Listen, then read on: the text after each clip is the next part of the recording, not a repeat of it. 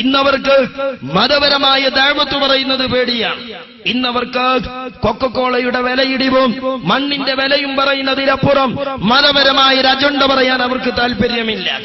എന്നിട്ടിപ്പോ ജമാഅത്തെ ഇസ്ലാമിക്കാരന്റെ തലതിരിഞ്ഞ നിലപാട് കാത്തിരിക്കുകയാണ് പലരും.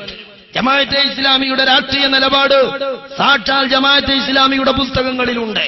പക്ഷേ ഭീകരവാദവും തീവ്രവാദവും എന്ന് പറയുന്നത് ഇന്ന് പ്രതിയോഗികളെ പിടിച്ചുകെട്ടാനും അനുയായികളെ മാമോദീസ മുക്കാനുമുള്ള വാചക കസർത്ത് മാത്രമായി മാറുകയാണ്.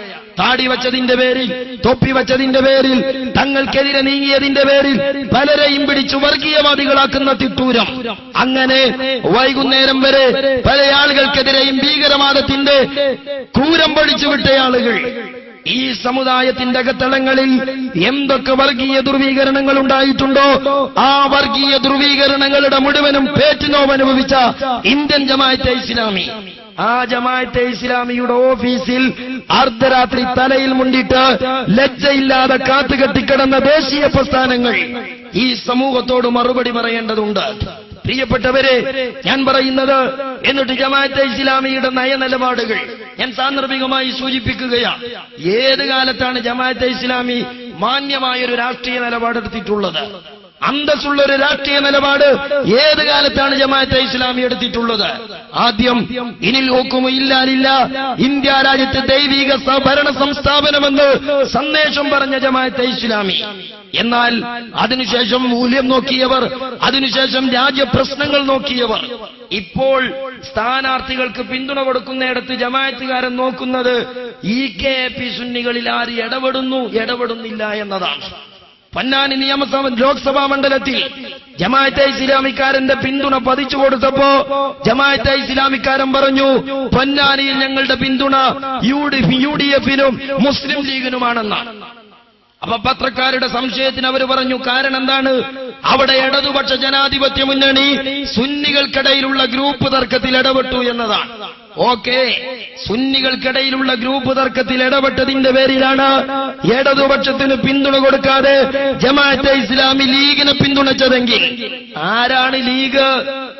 ഇടതുപക്ഷം പിളർന്ന സുന്നിയിൽ കൈവച്ചു, മുസ്ലിം ലീഗ് പിളരാത്ത സുന്നിയുടെ തല വെട്ടിമുറിച്ചു. പിളർത്തിയ ലീഗിനെ പിന്തുണക്കുക, പിളർപ്പിനിടയിൽ ഇടപെട്ട ഇടതുപക്ഷത്തെ തോൽപ്പിക്കാൻ. ഞങ്ങൾക്കറിയുന്നുണ്ട് അസുഖം എന്താണെന്ന്. അതെന്താണ്? ഫാൻസും ഷർട്ടുമിട്ട ഒരു പ്രൊഫസറെ ഇലക്ഷനിൽ മത്സരിപ്പിക്കണമെങ്കിൽ വെള്ളിമാട് കുന്നിലെ മാധ്യമ ഓഫീസിൽ തപ്പിയാ പോരായിരുന്നോ എന്നാണ് നിശബ്ദമായി ചോദിക്കുന്നത്. കേരളീയർക്ക് തിരിയുന്നുണ്ട് അസുഖം. പക്ഷേ 4/4 വകക്കില്ലാത്ത ഇന്ത്യൻ ജമാഅത്തെ ഇസ്ലാമിയെ വാരിപ്പുണരാൻ ഇന്ത്യൻ ജനാധിപത്യത്തിൽ ആണായി പറഞ്ഞവർക്ക് സാധിക്കില്ല. നിങ്ങൾ നോക്ക്, എന്നിട്ട് ആ ജമാഅത്ത് ഇസ്ലാമിക്കാരന്റെ ഓഫീസിൽ തലേ ദിവസം വരെ ഭീകരവാദത്തിനെതിരെ ഒച്ചപ്പാടുണ്ടാക്കിയ ദേശീയ കക്ഷികൾ തലയിൽ മുണ്ടിട്ടുകൊണ്ട് പിറ്റേ ദിവസം ജമാഅത്തെ ഇസ്ലാമിക്കാരന്റെ ഓഫീസിൽ. ഞാൻ ഇടയ്ക്കു പറഞ്ഞതാ, അതേ സമയത്ത് ഈ രാജ്യത്ത് ജീവിക്കുമ്പോ ജമാഅത്തെ ഇസ്ലാമിയുടെ ഒരു നയനിലപാട് ജനാധിപത്യ മൂല്യങ്ങളിൽ നമുക്ക് സ്വീകരിക്കാൻ കഴിയില്ല. അതേ സമയത്ത് അന്തസ്സില്ലാത്ത, ആണത്വമില്ലാത്ത, ആർജവത്വമില്ലാത്ത ഒരു രാഷ്ട്രീയ നിലപാട് സ്വീകരിച്ച് ഏതെങ്കിലും ഒരു രാഷ്ട്രീയ കക്ഷിയുടെ അടുക്കളയിലെ തൂപ്പുകാരനാവുക എന്നതും ഒരു ഇസ്ലാമിക പ്രസ്ഥാനത്തിന് സാധ്യമല്ല. ചേളാരി സമസ്തയെ പോലെ ചേളാരി സമസ്ത എവിടെയോ നയപ്രഖ്യാപനം നടത്തുന്നുണ്ട് പോൽ. കൂട്ടരെ, നിങ്ങളുടെ നയപ്രഖ്യാപനം കുഞ്ഞാലിക്കുട്ടി സാഹിബ് നടത്തിയിട്ടില്ലേ? ഇനി ആരാങ്ങൾക്കൊരു നയപ്രഖ്യാപനം നടത്താനുള്ളത്? സ്വന്തം കുടുംബത്തിന്റെ വോട്ടുകളും ചെറുശ്ശേരി സൈനുദ്ദീൻ മുസ്ലിയാരെ അനുയായികളെ വോട്ടുകളും കുഞ്ഞാലിക്കുട്ടിയല്ലേ അതിന്റെ നയം പറയേണ്ടത്? അല്ലെന്ന് നിങ്ങൾ തെളിയിക്കണം. കുഞ്ഞാലിക്കുട്ടി പറഞ്ഞ നയത്തിന്റെ അപ്പുറത്ത്, കുഞ്ഞാലിക്കുട്ടിയുടെ പ്രകടന പത്രികയുടെ അപ്പുറത്ത് എന്താ കൂട്ടരെ നിങ്ങളെ കയ്യിലുള്ള പ്രകടന പത്രിക? എന്താ നിങ്ങളെ നയനിലപാട്?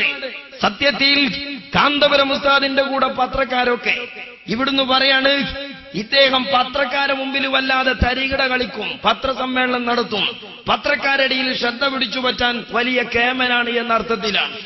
അതുകൊണ്ടായിരിക്കാം കാന്തപുരം ഉസ്താദിന്റെ പേര് പത്രത്തിൽ വരുന്നു, പത്രസമ്മേളനത്തിൽ വരുന്നു, ചാനലുകളിൽ വരുന്നു. അപ്പൊ നമ്മൾ അരീക്കോട്ടെ തെരുവ് പിള്ള എന്തു തീരുമാനിച്ചു? എന്നാ പിന്നെ എനിക്കും വേണം TV-യിൽ ഒന്ന് പേര് വരിക. എനിക്ക് വേണം പത്രത്തിലൊന്ന് വരിക. അതിനിപ്പോ എന്താ വേണ്ടത്? പ്രശസ്തനാകാൻ എന്തായാലും കഴിയില്ല. എന്നാ പിന്നെ പ്രശസ്തനൊന്ന് കല്ലെറിഞ്ഞേക്കുക.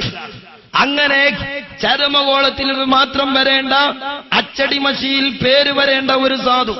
അതെല്ലാരും ഇപ്പൊ കേരളത്തില് ചരമകോളത്തിൽ ആര് മരിച്ചാലും പേര് വരും. അങ്ങനെ മാത്രം മഷി പുരളേണ്ട ഒരു സാധുവിന്റെ പേര് മനോരമ പോലെയുള്ള പത്രത്തിൽ വന്നത് വലിയ പ്രസിദ്ധി തന്നെയാണ്. അതിനാണ് ആശാനെ മലയാളത്തിൽ കുപ്രസിദ്ധി എന്ന് പറയാം. എന്നാൽ കാന്തപുരം ഉസ്താദ് ഈ വേല കളിച്ചിട്ടല്ല കേരളത്തിൽ പ്രസിദ്ധി നേടിയത്. ആർജവബോധമുള്ള രാഷ്ട്രീയ നിലപാടുകൾ സ്വീകരിച്ചു. എന്തുകൊണ്ട്? ഒരു ജനാധിപത്യ രാജ്യത്ത് ആ രാഷ്ട്രീയ നിലപാട് സ്വീകരിക്കാതിരിക്കാൻ കഴിയില്ല. പക്ഷേ എന്തു സംഭവിച്ചു? അത് കേവലം കാന്തപുരം ഉസ്താദിന്റെ നിലപാട് മാത്രമായിരുന്നില്ല. സാക്ഷാൽ സമസ്ത കേരള ജംഇയ്യത്തുൽ ഉലമ രൂപീകരിച്ചതു മുതൽ കേരളത്തിലെ നയപരമായ സമീപനങ്ങൾ സമസ്ത കേരള ജംഇയ്യത്തുൽ ഉലമ എടുത്തിട്ടുണ്ട്.